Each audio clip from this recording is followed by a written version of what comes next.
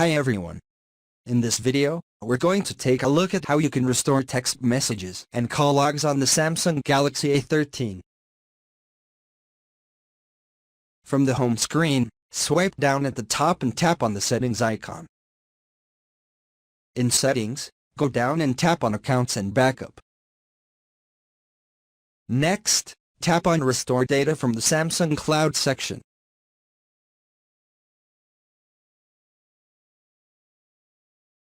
In here, tap on the backup that you would like to restore.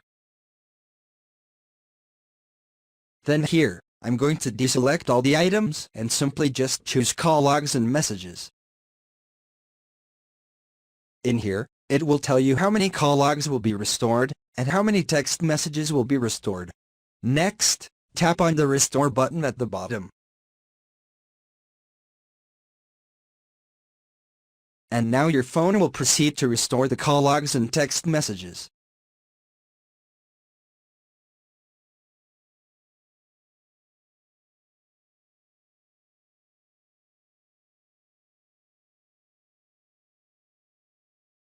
Thank you for watching this video. Please subscribe to my channel for more videos.